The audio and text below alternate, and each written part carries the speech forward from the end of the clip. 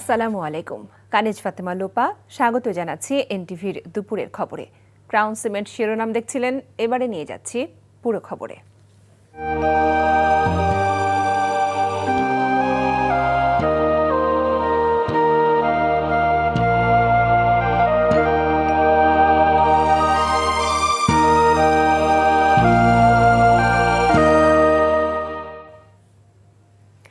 মহান শহীদ দিবস ও আন্তর্জাতিক মাতৃভাষা দিবসে ২১-এর প্রথম প্রহরে ঢাকায় কেন্দ্রীয় শহীদ মিনারে জাতির পক্ষ থেকে ৫২ ভাষা শহীদদের প্রতি শ্রদ্ধা জানিয়েছেন রাষ্ট্রপতি মোহাম্মদ শাহাবুদ্দিন ও প্রধান উপদেষ্টা ড মোহাম্মদ ইউনূস। মাতৃভাষার জন্য আত্মোৎসর্গকারী শহীদদের প্রতি ফুলের শ্রদ্ধা জানান প্রধান বিচারপতি, উপদেষ্টাগণ, ঢাকায় নিযুক্ত কূটনীতিক, রাজনৈতিক নেতৃবৃন্দ, বিশিষ্টজনসহ সর্বস্তরের মানুষ। আরও জানাচ্ছেন হাসান মাহমুদ।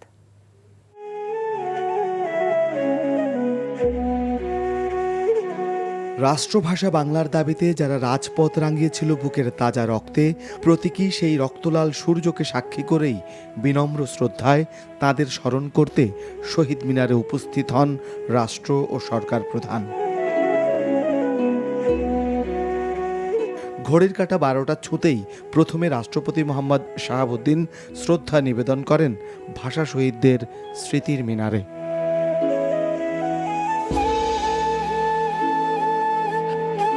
মায়ের ভাষা বাংলাকে রাষ্ট্রভাষা করতে যারা অকাতরে নিজের জীবন বিলিয়ে দিয়েছেন, তাদের প্রতি ভালোবাসার শ্রদ্ধার্ঘ্য এগিয়ে দেন প্রধান উপদেষ্টা ড মোহাম্মদ ইউনূস।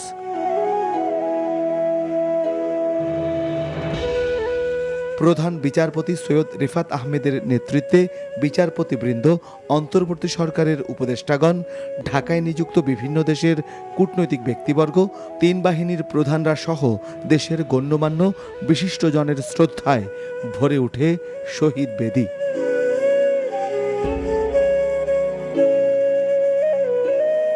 রাতের নিস্তব্ধতা ভেঙে ২১-এর প্রথম প্রহরেই শহীদ মিনারে ঢল নামে বিভিন্ন রাজনৈতিক দল, শিক্ষা প্রতিষ্ঠান এবং সামাজিক, সাংস্কৃতিক ও পেশাজীবী সংগঠন সহ সর্বস্তরের মানুষের।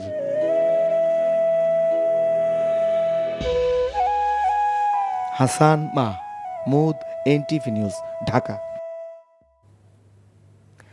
রাষ্ট্রপতি ও প্রধান উপদেষ্টার শ্রদ্ধা নিবেদনের পর ২১-এর প্রথম প্রহরে কেন্দ্রীয় শহীদ মিনারে ভাষা শহীদদের প্রতি শ্রদ্ধা জানাতে ঢল নামে সর্বস্তরের মানুষের।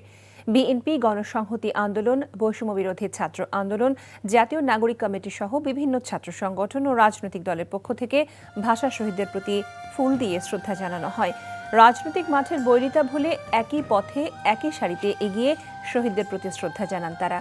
বাবা মায়ের সাথে ছোট্ট শিশুরাও এসেছে ৫২ ভাষা শহীদদের প্রতি শ্রদ্ধা জানাতে। অনেকে ফুল দিয়ে আবেগে আপ্লুত হয়ে নীরবে কিছুক্ষণ দাঁড়িয়ে থাকেন। শহীদদের রক্ত মারিয়ে ৫২ ভাষার অধিকার ফিরে পেয়েছিল বাঙালি। দিনটি তাই বাঙালির কাছে অনন্য একদিন।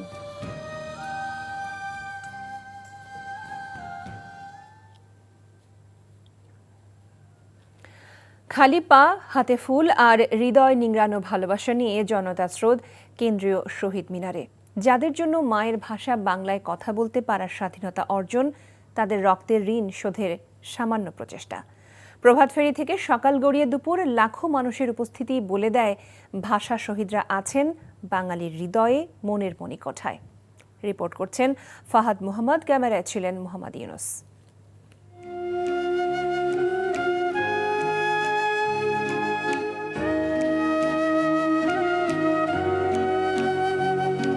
সালাম, জব্বর, রফিক, বরকতরা নিজের রক্ত দিয়ে মায়ের ভাষা বাংলাকে রক্ষা করেছেন। কোটি বাঙালির মুক্তির স্বপ্নের বীজ বুনেছেন রক্তের অক্ষরে। সেই শহীদদের শ্রদ্ধা আর সম্মান জানাতে প্রভাত ফেরিতে লাখো মানুষ।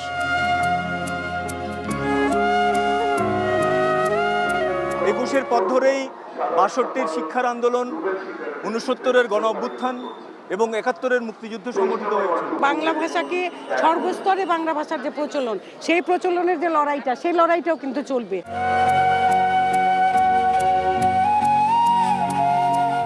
মানুষের মিছিলের সব পথ এসে মিশে যায় কেন্দ্রীয় শহীদ মিনারে। বিভিন্ন দল, সংস্থা, শিক্ষা প্রতিষ্ঠান, সংগঠন সহ সর্বস্তরের মানুষ শ্রদ্ধার্ঘ্য নিবেদন করেন। বুক ভরা অহংকার নিয়ে সম্মান জানান বীর শহীদদের, যাদের রক্তের পথ ধরে মায়ের ভাষার অধিকার প্রতিষ্ঠা, সেই পথ ধরে স্বাধীন বাংলাদেশ এবং জাতিসংঘের স্বীকৃতিতে 21শে ফেব্রুয়ারি আন্তর্জাতিক মাতৃভাষা দিবস।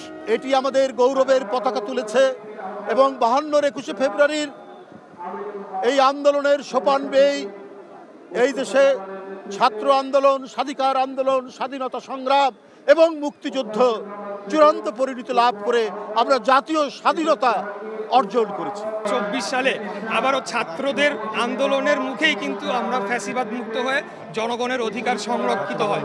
অতএব আমাদেরকে বুঝতে হবে যে বাংলাদেশের জনগণ তাদের অধিকারের বিষয়ে সোচ্চার, বিশেষ করে তরুণ প্রজন্ম, নতুন প্রজন্ম, তারা পুরানো ধাঁচের যে একটা হানাহানির রাজনীতি সেটার থেকে বের হয়ে আসতে চায়। অমর 21শে 21-এর চেতনায় বাংলা ভাষাকে সব সময় যথাযোগ্য সম্মান দেওয়ার নতুন শপথ নিয়েছে নতুন প্রজন্ম।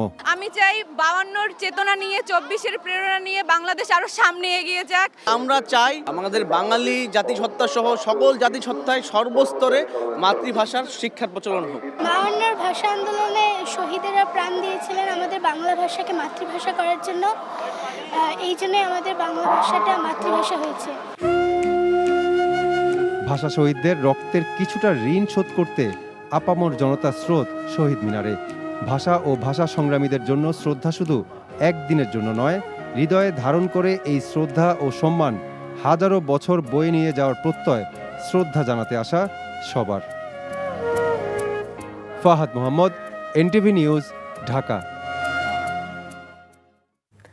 জামায়াত দেশে কোনো বিশৃঙ্খলা সৃষ্টি করতে চায় না, তবে কেউ তাদের উপর নতুন করে জুলুম করার চেষ্টা করলে এখন থেকে আর ছাড় দেয়া হবে না বলে হুঁশিয়ারি উচ্চারণ করেছেন দলটির আমির ডাক্তার শফিকুর রহমান। সকালে জাতীয় প্রেসক্লাবে আন্তর্জাতিক মাতৃভাষা দিবস উপলক্ষে ঢাকা মহানগরী দক্ষিণ আয়োজিত এক আলোচনায় অংশ নিয়ে তিনি এসব কথা বলেন। আমিরে জামায়াত বলেন, রক্ত দিয়ে দেশের মানুষ হাসিনার ফ্যাসিবাদকে বিদায় করেছে, এখন নতুন করে আবার কেউ জুলুম করবে সেটা মেনে নেবে না জাতি। একই সঙ্গে চাঁদাবাজদের বিরুদ্ধে সামাজিক প্রতিরোধ গড়ে তোলার আহ্বান জানান তিনি। জামায়াত আমির বলেন, বিভিন্ন হাটে ঘাটে নিজেদের আধিপত্য বিস্তার করার চেষ্টা করছে একটি পক্ষ। অবিলম্বে তাদের এ ধরনের কার্যক্রম থেকে বিরত থাকার আহ্বান জানান তিনি।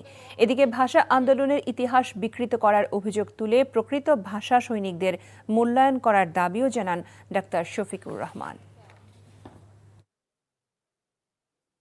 অধ্যাপক গোলাম আজম সাহেবের যতটুকু অংশ তাকে অতটুকু দিতে অসুবিধা কি?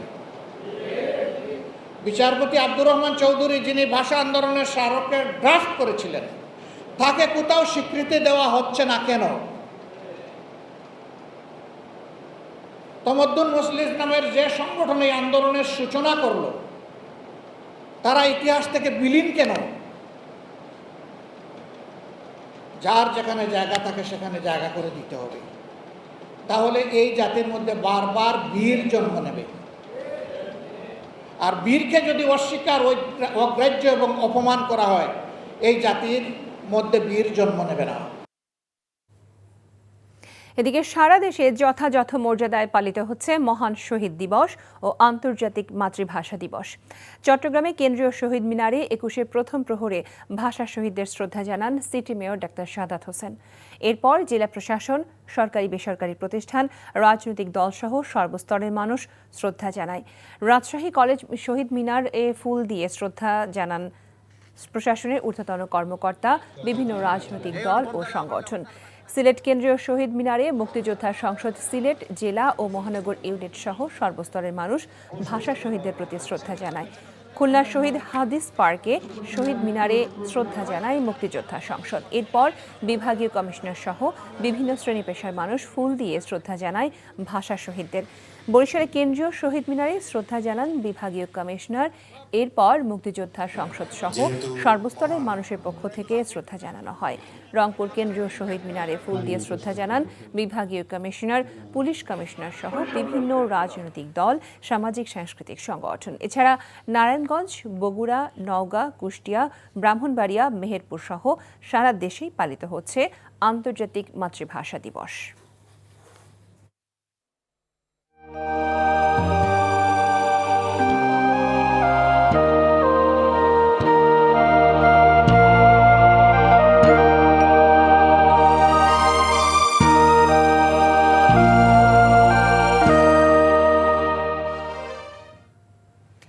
আন্তর্জাতিক মাতৃভাষা দিবসে অমর একুশে গ্রন্থমেলার রূপ নিয়েছে জনসমুদ্রে।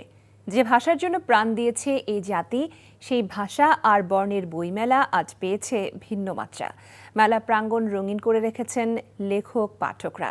সাপ্তাহিক ছুটির দিন শুক্রবারে শিশু প্রহরেও ছিল ক্ষুদে দর্শনার্থীদের উচ্ছ্বসিত ভিড়। সাদরিনা খন্দকারের রিপোর্ট। মোদের গর্ব মোদের আশা আমরে বাংলা ভাষা। 21শে ফেব্রুয়ারি ভাষার অধিকার রক্ষার প্রতীক, আর বইমেলা হলো সেই ভাষার চর্চা ও বিকাশের অন্যতম মাধ্যম। এদিন ভাষা শহীদদের স্মরণ করে মেলায় ভিড় জমায় দর্শনার্থীরা। তোমার বলে সকাল 7টায় মেলার দ্বার খুলতেই পাঠক দর্শনার্থীরা আসতে শুরু করেন বইমেলার প্রাঙ্গণে। পোশাকে সাদা কালোর মিশেলে শোকের আবহ। বেলা বাড়ার সাথে সাথে বাড়ে ভিড়। যারা আসলে বই পড়ে তাদের কাছে তো 21শে বইমেলা অনেক বড় কোনো ব্যাপার। তার মধ্যে এই 21শে ফেব্রুয়ারির দিন 21শে বইমেলায় এসে অবশ্যই ভালো লাগছে। প্রতিবারই আসা হয়, অপেক্ষা করে থাকি শুধু বছরে এই মাসটার জন্য যে আসবে বইমেলা, আসবো, বই দেখবো, বই কিনবো। আজকে যেহেতু আরো বিশেষ দিন, সবাইকে নিয়ে আসা, ওরা ঘুরে ঘুরে দেখলো, বিভিন্ন আয়োজন, বই কিনলো পছন্দ করে, ছড়ার বই, কবিতার বই। বইমেলায় 21শে ফেব্রুয়ারির সকালটা যেন শিশুদেরই। বাবা মায়ের হাত ধরে এসেছে মেলায়, মাতিয়ে তোলে মেলা প্রাঙ্গণ। ফেব্রুয়ারিতে ভাষা শহীদদের প্রতি শ্রদ্ধা জানানো হয়, আমরা বই মেলায় আসি, এগুলো ভালো লাগে। জাতীয় শহীদ মিনারে ফুল দিতে গেছিল, ওইখান থেকে এখানে আসছি। আমরা 21শে ফেব্রুয়ারিতে ঘুরছি, বই কিনছি, ভালো লাগছে। আমার বইমেলায় এসে অনেক ভালো লেগেছে। আমি অনেক রকমের বই কিনেছি, যেমন ধরো ধাঁধা, গল্পের বই। 21শে ফেব্রুয়ারিকে কেন্দ্র করে মেলায় যেন চলছে অন্য আবহ। বিক্রি বেশ ভালো হবে বলে ধারণা বিক্রেতাদের। আশা করছি যে বেলা বাড়ার সাথে সাথে আমাদেরও দর্শক শ্রোতা যারা আছেন বই মেলার আগ্রহী বা বইপ্রিয় মানুষরা অবশ্যই মেলায় আসবে। যত সময় যাচ্ছে ততই লোকজন বাড়তেছে এবং ক্রেতাও বই কিনতেছে, সেলও আমরা বেশি বেশি দিতে পারতেছি। বাঙালির গৌরবের অহংকারের এই দিনে বইমেলার দুপুরের পর লোক সমাগম আরও বাড়বে বলে প্রত্যাশা আয়োজকদের। সাদরিনা খন্দকার, এনটিভি নিউজ, ঢাকা। রাতের ভোটের কারিগর জেলা প্রশাসকদের শুধু বাধ্যতামূলক অবসর বা ওএসডি নয়, তাদের বিরুদ্ধে তদন্ত করে ব্যবস্থা নেওয়ার আহ্বান জানিয়েছেন নির্বাচন কমিশন সংস্কার ব্যবস্থার প্রধান বদিউল আলম মজুমদার। একই সঙ্গে শপথ ভঙ্গের জন্য নির্বাচন কমিশনার এবং আইন শৃঙ্খলা বাহিনীর সদস্যদের বিরুদ্ধে ব্যবস্থা নেওয়া প্রয়োজন বলে মত তার। নিয়ামুল আজিজ সাদেকের রিপোর্ট। 2018 সালের বিতর্কিত রাতের ভোটের জাতীয় নির্বাচন। ডিসিএসপিদের সহযোগিতায় রাতে বেশিরভাগ কেন্দ্রে বাক্স ভর্তি ব্যালট পেপার পাওয়া যায়।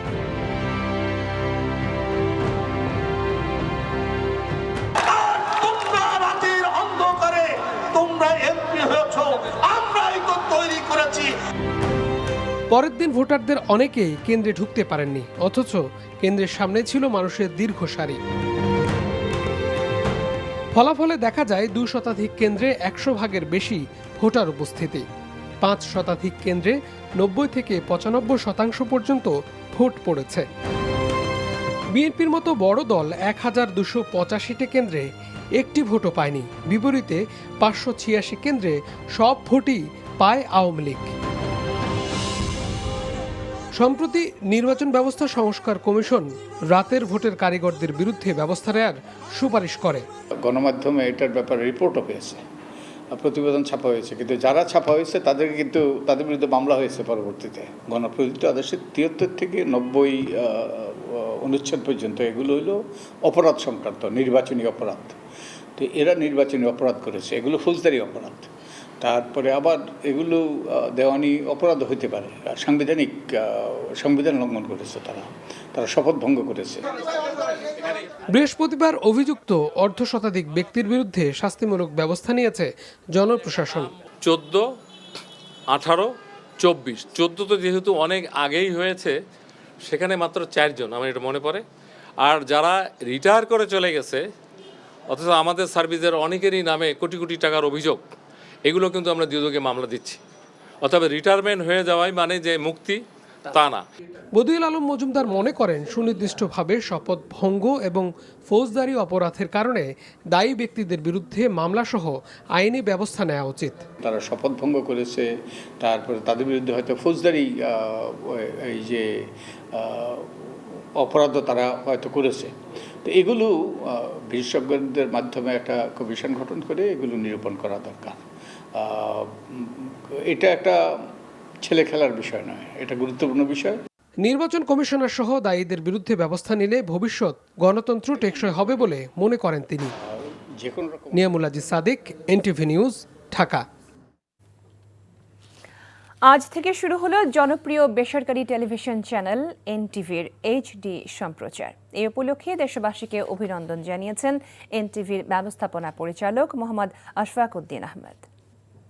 এনটিভির সকল প্রকার কন্টেন্ট, নিউজ, অনুষ্ঠানমালা সকল কিছু হাই ডেফিনেশন ফরম্যাটে সম্প্রচারিত হবে।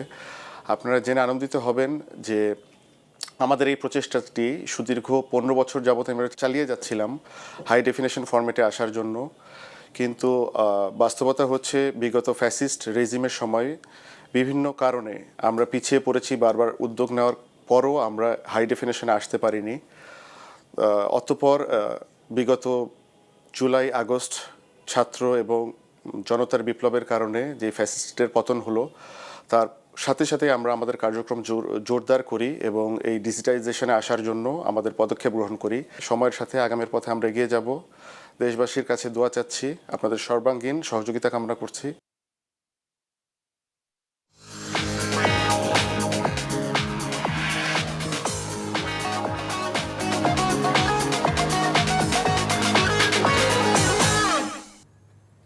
মার্কেন্টাইল ব্যাংক অর্থনীতির খবর। এবার তেল নিয়ে শুরু হয়েছে তেলেসমাতি কাণ্ড। বাজার থেকে উধাও বোতলজাত সয়াবিন, আর খোলা সয়াবিন বিক্রি হচ্ছে সরকার নির্ধারিত দামের থেকে অনেক বেশি দামে। সরকারের গৃহীত নানা পদক্ষেপের পরও নিয়ন্ত্রণে আসছে না ভোজ্য তেলের বাজার। চাহিদা অনুযায়ী পর্যাপ্ত সরবরাহ না থাকায় বাজারে তেলের সংকট আরও তীব্রতর হয়েছে। অন্যদিকে সপ্তাহের ব্যবধানে কিছুটা কমেছে মুরগির দাম, তবে বাজারে সব ধরনের মাছের দাম বেশ চড়া। রিপোর্ট করছেন আরফাত ইসলাম। একবার এক এক পণ্য, সংকট কিংবা কারসাজি, যেটাই হোক না কেন খেসারত দিতে হয় ভোক্তাকেই। এবার রমজানের আগে থেকেই ভোজ্য তেলের বাজারে চলছে অস্থিরতা। সবশেষ ডিসেম্বরে লিটারে 8 টাকা দাম বাড়ানোর পর থেকে বাজারে তেলের সরবরাহ স্বাভাবিক হলেও চলতি মাসের শুরু থেকেই ফের সংকট দেখা দিয়েছে। গত 12 ফেব্রুয়ারি বাণিজ্য উপদেষ্টা তেলের সরবরাহ স্বাভাবিক হওয়ার কথা বলেছিলেন, তবে এক সপ্তাহ কেটে গেলেও বাজারে তার প্রয়োগ নেই। বাজারে মিলছে না বোতলজাত সয়াবিন তেল। দামে দেয় না তেল, মনে করেন গায়ে রেট আছে 145, কইব 60 টাকা নিতে বান্না তো দিব না, সিলিপও দিব না। 3 কার্টন তেল দেয়, তার সাথে অনেক কিছুই নিতে হয়, যেমন সরিষার তেল দিয়ে দিচ্ছে কোম্পানিরা। খোলা তেলের দাম বেশি, বোতলজাত তেলের দাম কম।